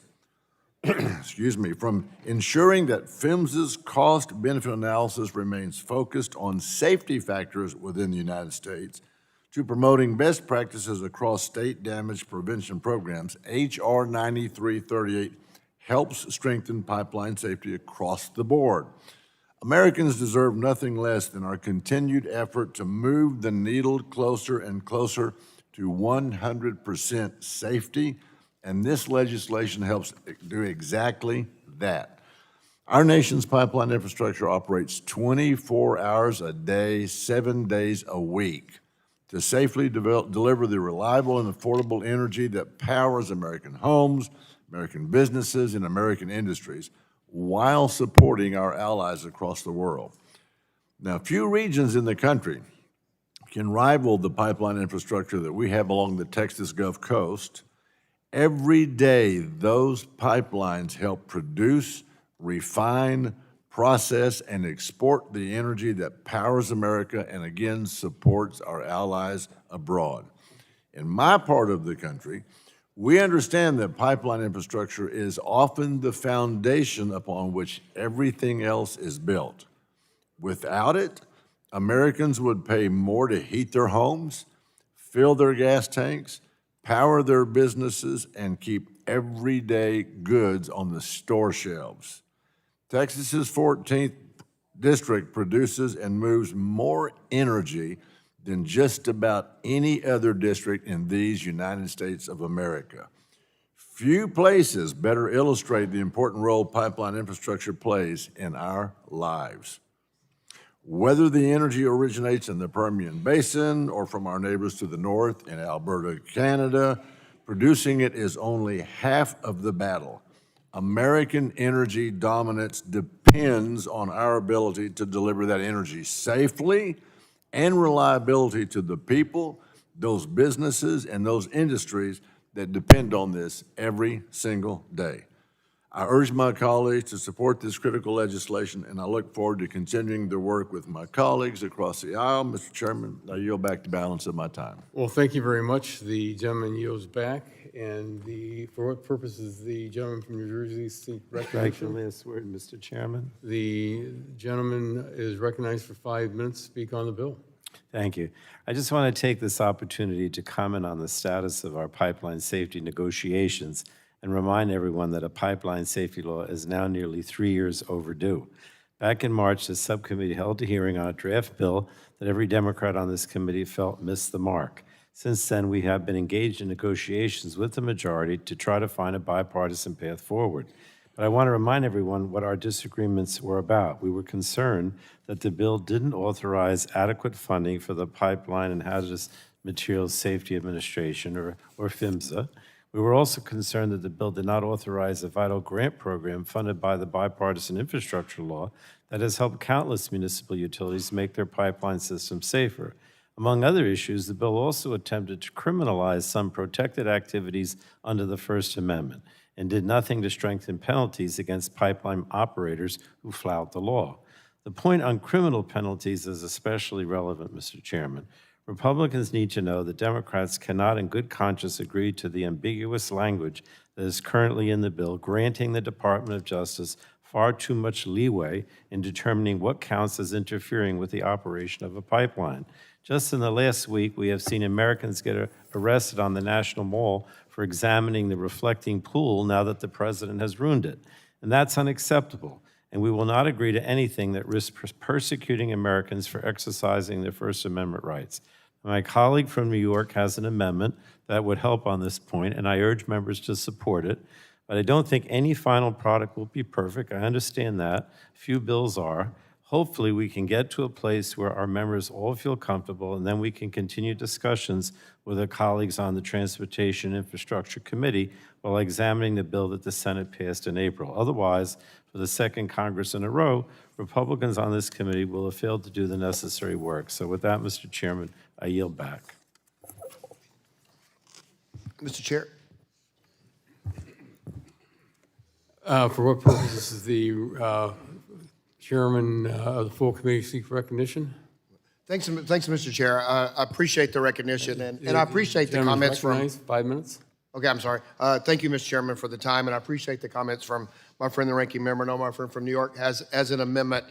And so if somebody physically breaks or attacks or something in a protest, a pipeline, that's a criminal act. We know that. So that's damage. It's the second thing that people can do, they can do other, so we're trying to address, like they can turn the pipeline off, or they can do other things to the pipeline that isn't technically damage, but it damages the pipeline as they go forward. What we're not trying to do is interfere with people's First Amendment right to protest with this. I don't want to criminalize people who are truly protesting and not trying to affect the operations of the pipeline. And so I know this is important to you. I know it's obviously important to our friend from New York, and we'd certainly be willing to work on language to clarify that it needs to be physical. Damage isn't the right word, because turning it off and affecting the pipeline isn't technically damage. We want that to not be acceptable behavior, but we absolutely don't want to criminalize people exercising their First Amendment. So we'd be willing to work on language as we move forward on this if you would like to do that, and offer that up, and I will yield back. Thank you very much. The gentleman yields back. Is there further discussion? For what purposes the gentlelady from Texas 7th District seek recognition? Thank you, Mr. Chairman. I move to strike the last word. The gentlelady is recognized to strike the last word. 5 minutes. Thank you, Chairman Latta. This bill is hugely important to the people that I represent in Houston. I am, of course, Congressman Weber's neighbor, just a little bit to the west, and companies in Houston and the people who work there control more than 58% of U.S. natural gas pipeline capacity and 33% of U.S. oil pipeline capacity. So I know that the people that I represent take pipeline safety incredibly seriously, and there are people who dedicate their entire careers to making sure that pipelines operate safely and that we get the energy that we need moved where it needs to be across this country and around the world. And the professionals who work in this industry know that pipeline safety is paramount, and the safety for our communities has to remain a priority as the demand for energy grows, which we talk about on this subcommittee all the time, and we need to be able to build the infrastructure to deliver it.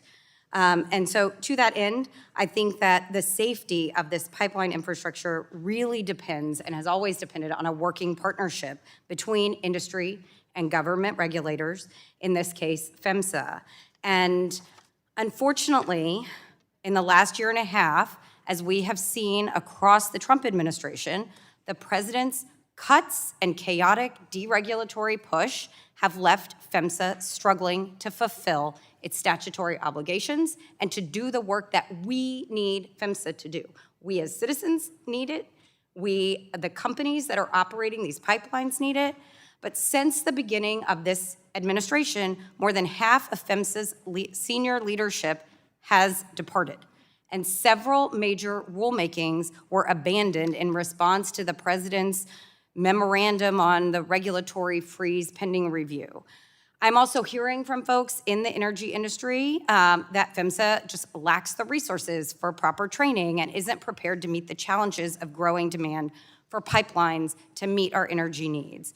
And so I too am happy with the progress that has been made and that's reflected in this draft. As I said, this is hugely important for the people I represent to get this over the finish line.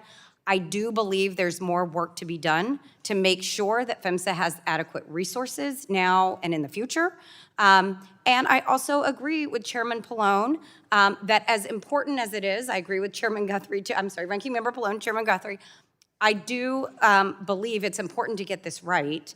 And I am concerned about language that would give too much discretion to the Department of Justice in this administration in interpreting and challenging people in their right to protest. We've certainly seen they're arresting people that are looking at the reflecting pool.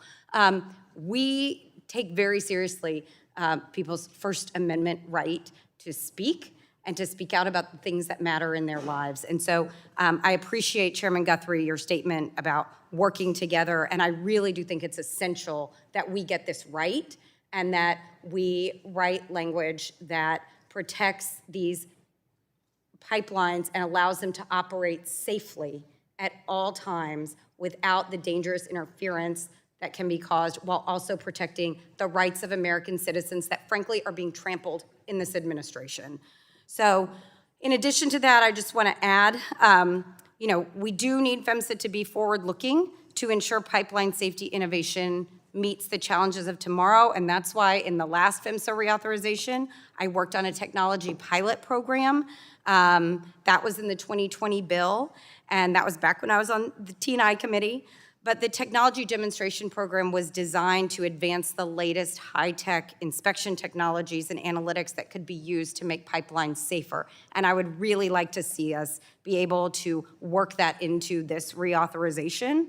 It was a bipartisan program, and it's included in the Senate PHMSA reauthorization. So I'm very hopeful that in addition to the work that we're doing to address the real concerns that are laid out here, that we can include that so that we can do everything we can to ensure that we can continue to operate and build the pipelines that we need for the things that we want across this country in a way that is safe and consistent with the safety of our communities across the country. So I thank you, Mr. Chairman, for that, and I yield back. Thank you. The gentlelady yields back the balance of her time. Are there any other members wishing to speak on the bill? Amendment? Just on her amendment. Does the gentlelady wish to speak on the bill or have an amendment? Just offer an amendment. Okay. Are there any other members wishing to speak on the bill?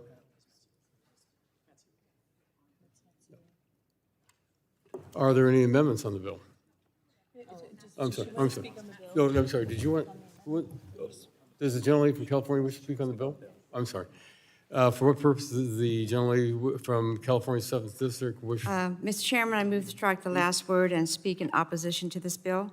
The gentlelady is recognized for 5 minutes to speak on the bill. Thank you very much. I want to make clear I do not support this bill in its current form. Pipeline safety is incredibly important. It's critical that we get this right. This bill, as currently written, does not meet this moment, and it does not serve the needs of my constituents. Under President Trump, the Pipeline and Hazardous Materials Administration has been gutted, and enforcement of pipeline safety has plummeted, endangering public health and threatening Americans' lives. In some cases, PHMSA has even been turned into a political weapon. In California, President Trump is using PHMSA to force the restart of offshore oil drilling, trampling all over California's authority to protect our coasts and our communities from disastrous oil spills. This bill would allow PHMSA to ignore environmental impacts in regulating pipelines, and I am really concerned that it also might allow oil and gas companies to criminally prosecute protesters. So I cannot support this bill in its current form, and I hope the committee will continue to work on this legislation to improve it before the full committee markup. And thank you, Mr. Chairman. I yield back. Well, thank you very much. The gentlelady yields back. Are there any other members wishing to speak on the bill? Are there any amendments to the bill? For what purpose does the gentlelady from New York's 14th District seek recognition? To offer an amendment? The gentlelady has an amendment at the desk, I assume? Yes. It's OCASNY 060. The clerk will report the amendment. Amendment to H.R. 9338, offered by Ms. Ocasio-Cortez of New York. Strike Section 6. Without objection, the reading of the amendment is dispensed with, and the gentlelady is recognized for 5 minutes in support of her amendment. Thank you, Mr. Chairman. When it comes to pipelines across the United States, and I think the chairman of the full committee noted as well, we want to make sure that we are protecting people's First Amendment right to protest. Under current law, the current law is that knowing and willfully damaging or destroying a pipeline carries up to 20 years in federal prison. That is existing and standing law. This bill and the language that this amendment seeks to strike expands that statute to cover anyone who, quote, impairs the operation of a pipeline, unquote. Now, the issue that we have here in the text is that impair is not defined. It is a very expansive term that could easily encompass many different forms of protest and nonviolent protest and make them federal felonies. Many of these projects are highly controversial in the local communities in which they are often proposed to be cited.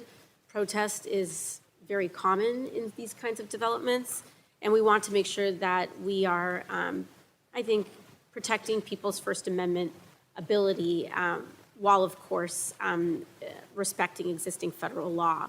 So I hear the chairman on having that flexibility, and I really appreciate the flexibility in being able to draft that. I want to make sure that we're being as precise as possible in what we mean by that, which is why I strike this amendment to strike Section 6, and I urge my colleagues to support it as we negotiate to the full bill in committee. Thank you.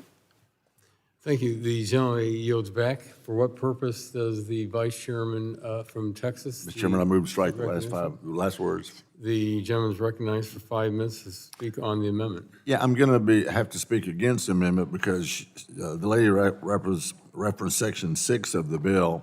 Section 6 of this bill actually ensures that individuals who knowingly and willfully participate in activities like these are prosecuted under the full extent of the law. Well, what do we mean by that? They don't get to go on there and shut off all the valves and back up all the processes in a pipeline because they want to complain. They want to go there in that land, they want to go in that area, they want to have signs, they want to do all those things. They have the right to do that. We don't want to limit that right, but they can't do things that absolutely shut down the equipment and thereby introduce damage into that facility because they're trying to move that product. They've got to do it on a schedule. And if they can't move that product on a schedule, then everything will come to a screeching halt. And these people don't get the right to shut down the product.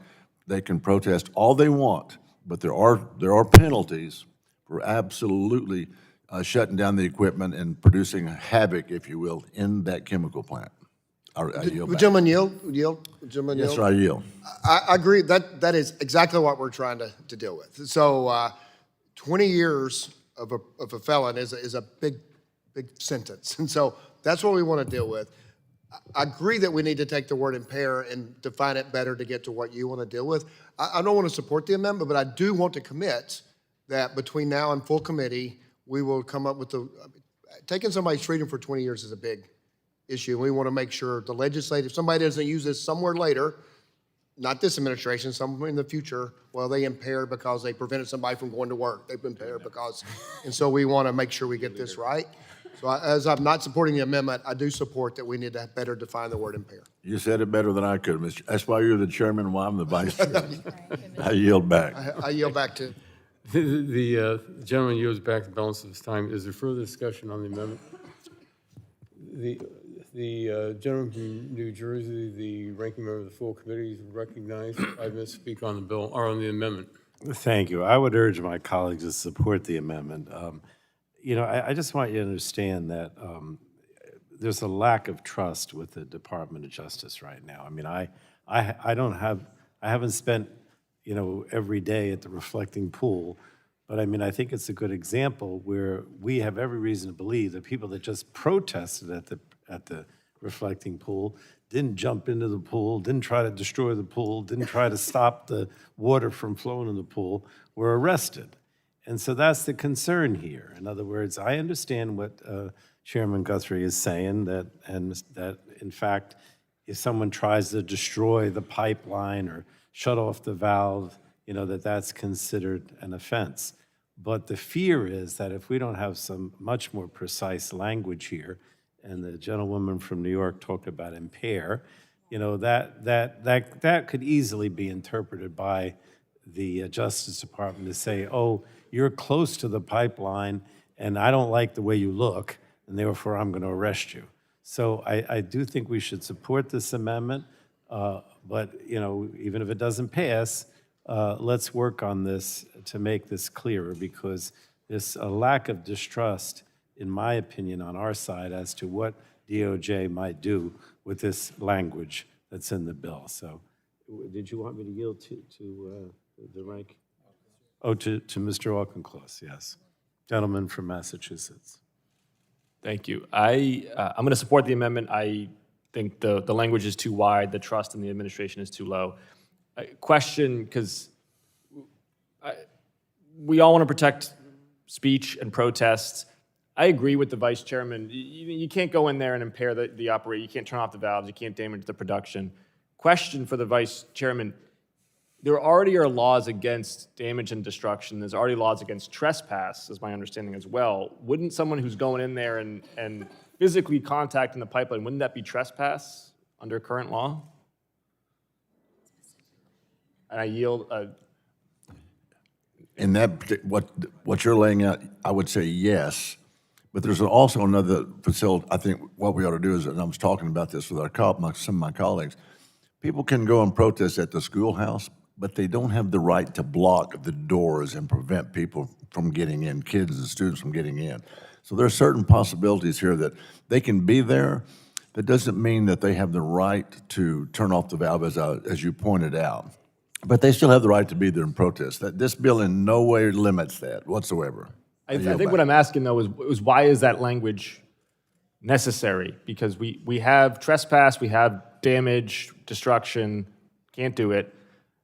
I would also presume that, like, you can't physically prevent workers from accessing the work site in a way that's harassment as well. Like, what's the lacuna? What's the gap here that we're trying to cover with this new language?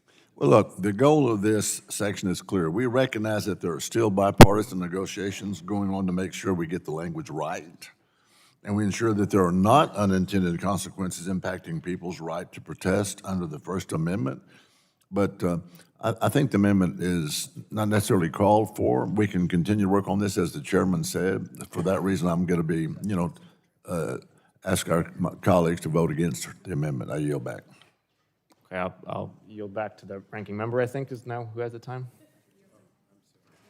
Is anyone, would you take, I yield to the gentleman from Texas. Mr. Chairman, thank you very much. I did want to ask Chairman Guthrie, one of the areas that I think that people have concern with in this country is lack of legislative oversight, and I believe the chairman when he says that that he would not want anyone to be arrested for exercising their First Amendment rights. And I was just wondering from him if the administration did cross those boundaries where they did arrest someone for just exercising their First Amendment rights, like the Judge Judy lady who's in charge here now. Would you work with, would the committee be willing to say it was not our intent when we passed this legislation for people to be arrested just for exercising their First Amendment rights? I'm sorry, I don't want you to have to repeat all that, but I didn't quite follow what you're asking. So you're saying is that?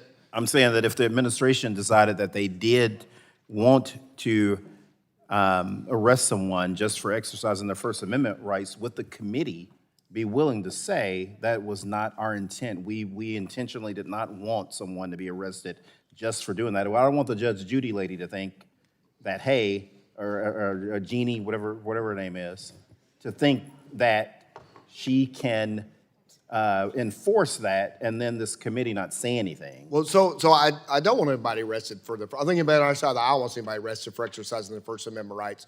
And so what I was agreeing with our friend from New York is that can some future administration, this administration, any, use the word impair and say, well, and broaden it out. And so to get to our friend from Massachusetts, so you can trespass and be arrested for trespassing, but if you turn a valve, let's say it builds pressure up and it damages somewhat later, that's what we're trying to get at, to be clear. And so in order to ensure that somebody doesn't, I guess any administration, I can point to some in the previous administrations that say, well, that really isn't enforcing the law the way we intended it for it to be. The best way to do the law as intended is define it as best as we can. And so I'm open between now and full committee to make sure we take the word impair and define it as closely as we can to what we want the Justice Department to do. That's our job. And so, yeah, I'm willing to say I don't want anybody arrested for the First Amendment, but just purely violating. I don't want anybody arrested just purely exercising in peaceful protests, but we want to make sure we have this protection in place too. And so we will continue to work. It's good that you pointed out the word impair. We look out and say, all right, maybe that may be broad. Can some future administration, you say this one, I argue maybe a future, could use that term that's broad and we want to make it more precise, and I think that's fair. That's a fair request from your side. The gentleman, the ranking member from New Jersey's time has expired. Are there other members wishing to be recognized on the amendment? Hearing none? You want to roll? What- Oh, I'm sorry. So I'm sorry. I know I've already been recognized. Well, I was just wondering if we could withdraw the amendment and work together. That's what I'm commit before we come to full committee, we'll do, I can't commit to the outcome, but I can absolutely commit to an honest negotiation to try to get to the proper outcome, because I agree that the word impair could be interpreted as broad. I mean, I agree the word impair could be interpreted, and we want to get to the right outcome. For what purposes, generally, from New York's, I'm sorry. Over there. Okay, I'm sorry. I didn't. May I? Well, yield to, yeah, we'll yield. Okay, thank you. Sorry, I'm out of my own time. I appreciate the chairman being willing to work together on this, and in that spirit of refining that language and ensuring that we're protecting those folks who want to make sure that they are expressing themselves in the spirit of that negotiation. I'm happy to withdraw the amendment as we work forward to full committee. Thank you. That's fair, and we will be committed to working together. Thank you. All right. Yield back. The gentleman has withdrawn, asked. Mr. Chairman. the amendment. I'm sorry. Move to strike the last words.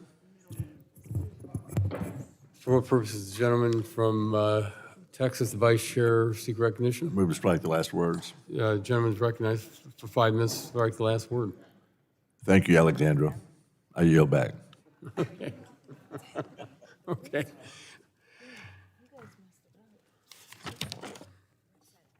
Are there any further amendments on the bill?